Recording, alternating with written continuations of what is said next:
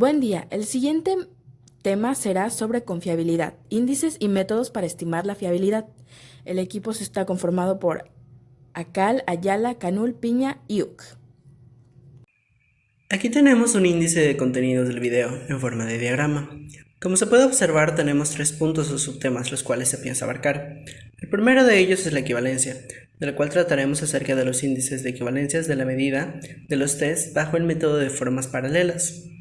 Seguidamente está la estabilidad, en donde hablaremos más en específico del índice de estabilidad de las medidas explicadas en el método del test-retest. Como tercer subtema, tenemos a la consistencia interna de las pruebas, en donde se desprenden el método de las dos mitades, y de esta es vista bajo la perspectiva de 3 autores, Spearman, Rulon y Goodman-Flanagan. Y finalmente tenemos la covariación de los ítems, donde abarcará acerca del coeficiente alfa de Combra. Primero, hablemos sobre equivalencias de las medidas, haciendo referencia primero al método de las formas paralelas. Este dice que la correlación entre dos formas paralelas es una forma de estimar la fiabilidad del test. Consiste en el cálculo del coeficiente de correlación de Pearson entre las puntuaciones de una amplia muestra de sujetos representativa de la población diana del test, en dos formas paralelas de un test previamente obtenidas. La mayor dificultad para la aplicación del método es la elaboración de estas dos versiones de un test. Al coeficiente que se calcula para determinar la medida en que se miden los mismos con ambas versiones se denomina coeficiente de equivalencia. Para el método de formas paralelas, puntos a tomar en cuenta. Hay dos tipos de criterios que los test deben cumplir para considerarse paralelos.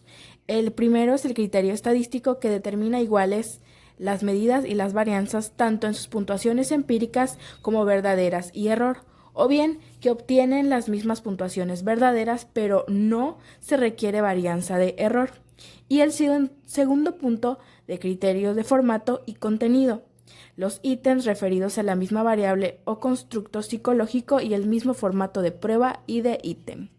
Otros puntos a considerar son: primero, las pruebas deben ser administradas bajo las mismas condiciones o con los mismos cambios posibles para ser consideradas paralelas.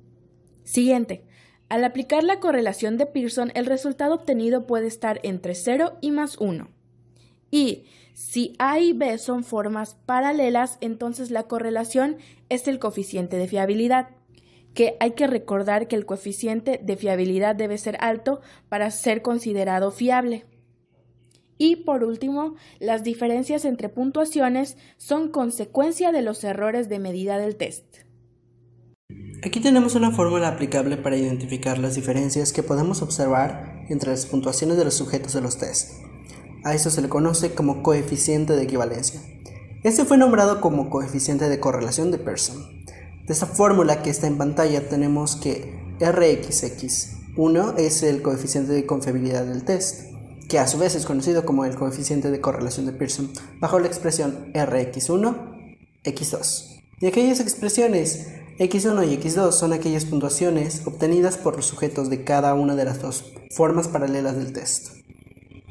También se sabe que los otros procedimientos para obtener el coeficiente de fiabilidad se derivan de la estabilidad temporal y consistencia interna, los cuales veremos más adelante. Estabilidad de las medidas. El siguiente método más habitual para medir el grado de fiabilidad de las pruebas es el método de test-retest. Este consiste en la aplicación del test a una misma muestra de sujetos en dos ocasiones diferentes, siendo que, si ésta es fiable, los resultados obtenidos en ambas ocasiones deben ser iguales. Este se calcula a partir del coeficiente de correlación de Pearson. Considera entonces coeficiente de estabilidad temporal, que se refiere al grado en que un instrumento de medida arroja el mismo resultado en diversas mediciones concretas midiendo un objetivo o sujeto que ha permanecido invariable. Y tiene ventajas e inconvenientes. La ventaja es que no requiere dos formas diferentes del test, se utiliza el mismo formato. Y los inconvenientes es que hay que administrar 2 veces el mismo test al mismo sujetos. Es lo que significa que Estos pueden haber adquirido nuevos conocimientos durante el intervalo, haberse acostumbrado al método o haberse fatigado durante la realización de una de las pruebas, siendo posible que los resultados entre ambas cambien o no consideremos factores aleatorios. Es importante considerar el intervalo de tiempo antes de aplicar una segunda vez. Puntos a tomar en cuenta. Tiempo. A menor tiempo, mayor efecto de la memoria de las respuestas dadas. A mayor tiempo, mayor posibilidad de que los sujetos hayan cambiado realmente en la variable de interés debido a múltiples factores permanentes o circunstanciales. Además, son más apropiadas para test que miden rasgos poco afectables por los efectos de la práctica y que son estables a lo largo del intervalo del tiempo. Por ejemplo, test de rapidez perceptiva, discriminación sensorial, verificación rápida de cálculos numéricos, etc. Pasando a los índices, tenemos la consistencia interna. Un instrumento fiable se caracteriza por la estabilidad temporal más la consistencia interna. Este término hace referencia al grado en que cada una de las partes de las que se compone el instrumento es equivalente al resto. Mide con el mismo grado el constructo medido. Para ello existen dos métodos: método de las dos mitades y covariación entre los ítems. La consistencia interna tiene que ver con la equivalencia de los reactivos y la homogeneidad de los mismos, y está basada en la consistencia de las respuestas de los sujetos en todos los reactivos de la prueba. El método de las dos mitades, como su nombre lo indica, es un método en el que, al dividir en dos mitades, estas deben ser equivalentes para garantizar la consistencia interna. La correlación entre las puntuaciones de un grupo de sujetos en las dos mitades del test será indicador de su consistencia interna y su fiabilidad. Al dividir el test, se toma en cuenta la posibilidad de una falta de consistencia debido a factores externos. Normalmente se divide dejando los ítems impares en una mitad y los pares en otra. Spearman-Brown. Este se refiere a que el número de ítems que componen un test incide en su fiabilidad. Mientras más ítems, mayor fiabilidad. Se lo denomina Spearman-Brown a la corrección de coeficiente de correlación para obtener el coeficiente de fiabilidad de la totalidad del test, y no se calcula a partir de la mitad de los ítems. Aquí un ejemplo. Se tienen las puntuaciones de 8 sujetos en un test de 6 ítems. Se calcula el sumatorio de ítems pares por un lado y el sumatorio de impares por el otro. Al aplicar la fórmula del coeficiente de correlación de Pearson entre ítems pares e impares, se obtiene un coeficiente de 0,62. Con este valor se aplica la fórmula de Spearman-Brown para obtener el coeficiente de fiabilidad. El coeficiente de fiabilidad del test es de 0,76 a 0,75. Ahora tenemos al Rulon. También divide el test en dos mitades. Si las dos mitades son paralelas, las puntuaciones de los sujetos solo difieren por errores aleatorios. La varianza de las diferencias estima la varianza de los errores. Se sustituye la fórmula de la TCT por la varianza de diferencias, la varianza de las diferencias entre las puntuaciones y la varianza de las puntuaciones totales. Siguiendo el ejemplo anterior de los 8 sujetos, se calcula la diferencia par-impar y la sumatoria. Se obtiene una varianza de diferencias de 0,6875 y una varianza de puntuaciones totales de 2,25. El coeficiente de fiabilidad obtenido con la fórmula de Rulon es de 0,60. Goodman y Flanagan obtuvieron una fórmula equivalente y más sencilla que la de Rulon, siguiendo el mismo principio de varianza. A continuación podemos ver la fórmula empleada en esta. Como vimos anteriormente, se puede obtener un indicador de consistencia interna, haciendo referencia a que cada una de sus partes o ítems de los que lo compone es equivalente al resto del test. Asimismo, se sabe que la covariación entre los mismos ítems también nos proporciona un adecuado indicador de consistencia interna. De hecho, este procedimiento es una extensión de los procedimientos anteriores de la división del test en dos mitades, al caso límite de dividirlo en tantas partes como ítems lo componen. Así, cada ítem representará una parte equivalente del conjunto de todos ellos, del test o de la escala total. Del mismo modo, que las dos partes del test deben mantener una elevada correlación entre ellos para garantizar la misma consistencia interna del conjunto. Cada ítem también ha de demostrar una covariación adecuada con el resto de los ítems. Como primer método para obtener el coeficiente de covariación entre los ítems, tenemos el coeficiente alfa de Cambridge, el cual es un método de covariación entre ítems, valga la redundancia, y este dice que cuanto más elevada la proporción de la covariación, más elevada será el coeficiente alfa, por lo tanto será más elevada la confiabilidad. Entonces, esta se obtiene mediante dos formas. La más utilizada se deriva del cálculo de las variancias de cada ítem o de las variancias de las puntuaciones totales.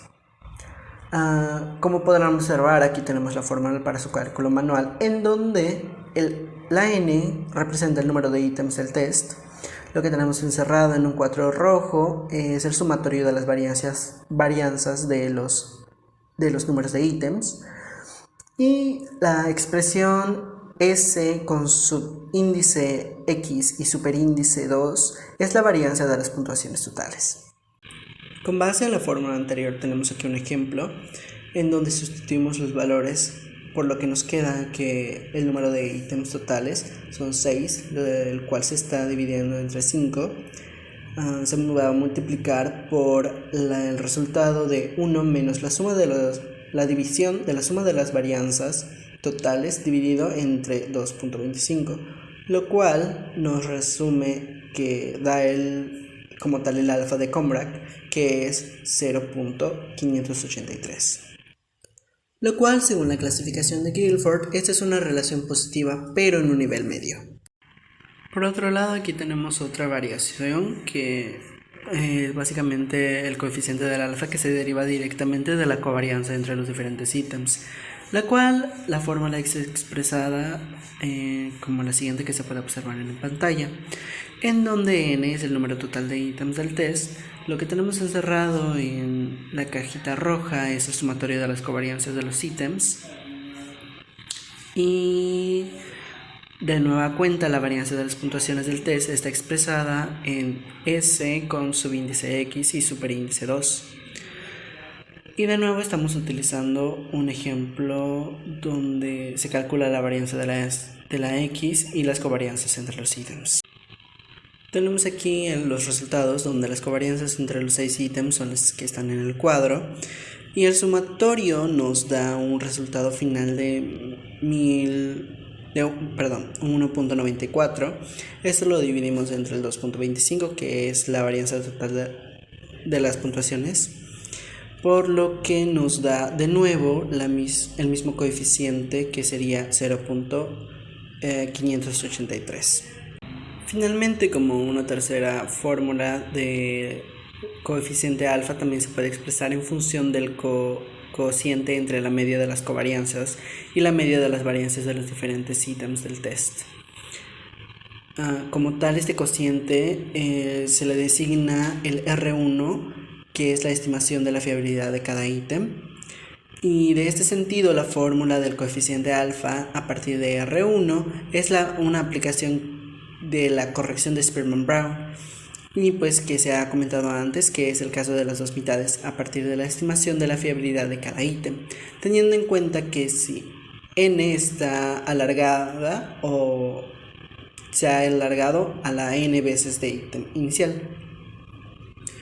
Aquí tenemos como tal que para nuestro ejemplo sería que la media de las covarianzas nuevamente sería 1.94 entre 30, y que la media de las varianzas son 1.154 entre 6.